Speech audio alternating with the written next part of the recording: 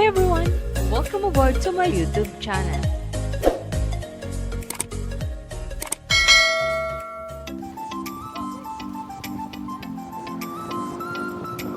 Ang aga natin ngayon kasi sasama tayo sa pag-harvest ng mangus. Makikita natin paano nga ba ang proseso nito. So tara! Ito nga pala ang baryo ng San Pascual dito sa Hagonoy. Ang pangunahing hanap buhay dito sa Hagonoy ay may kaugnayan sa pangingisda.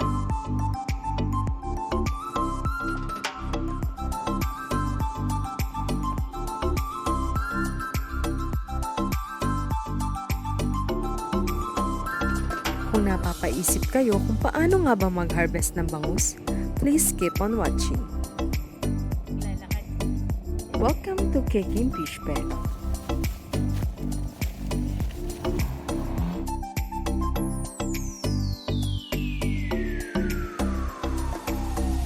Ito ang bago nilang fish pen, nakatatayo lang. Kasalukuyan nilang inaayos ang lambat.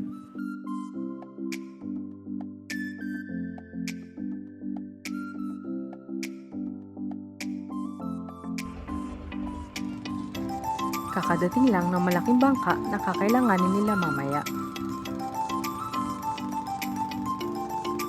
Hinahanda na ng mga tauhan ang lambat na gagamitin sa pagsaklit ng isda sa kulungan.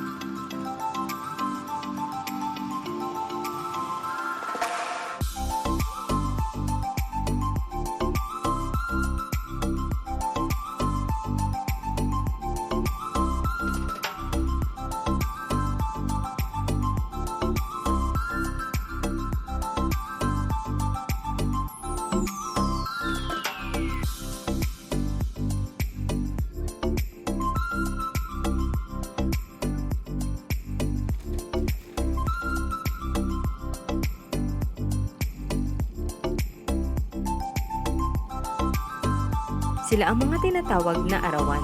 Kung makikita nyo ang mga nakalusong sa tubig ay may proteksyon sa muka at proteksyon na din sa kanilang mata.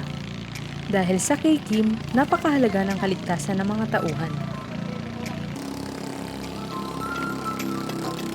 Ngayon ay ginigipit na nila yung isda para mas madali nilang mahango papunta sa bangka.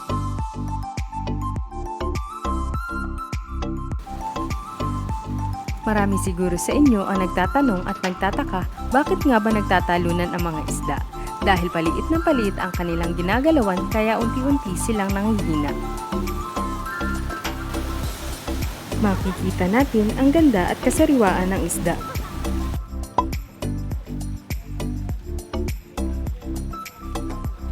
May tumuloy. Meron pala paghuli, akala ko isa-isa.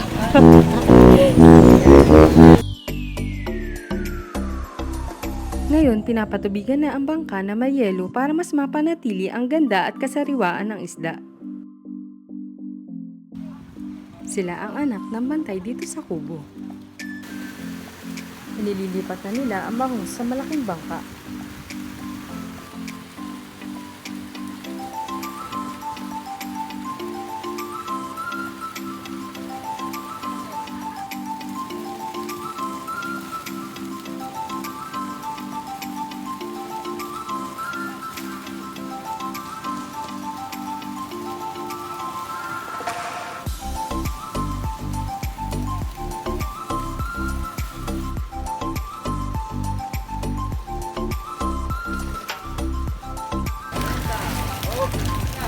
Wala naman.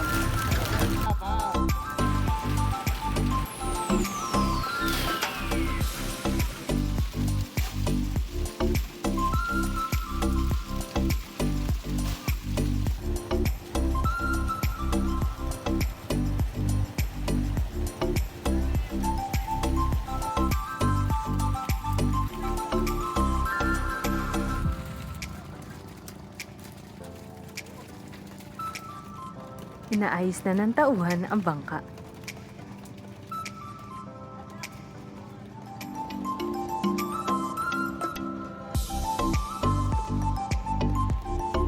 Paalis na ang bangka at ang mga bangus na ito ay dadalhin sa sariling punduhan ng Kekim.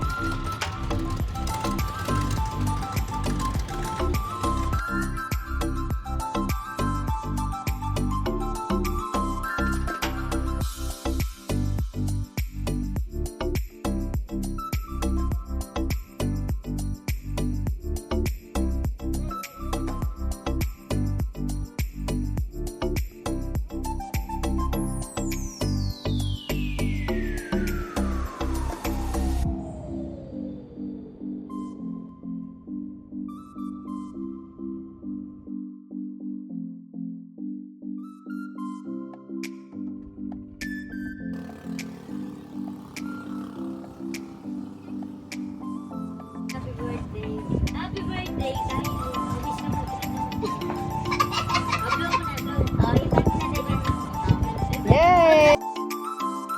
Ito nga pala ang nagsisilbing palikuran nila.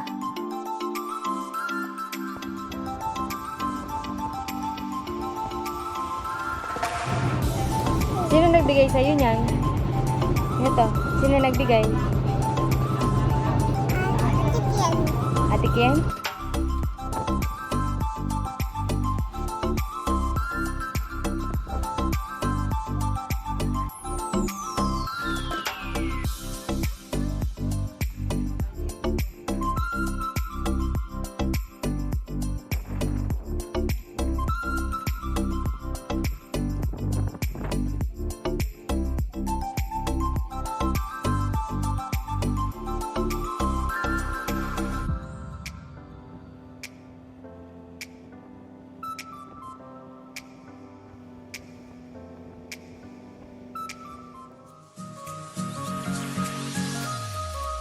Goodbye!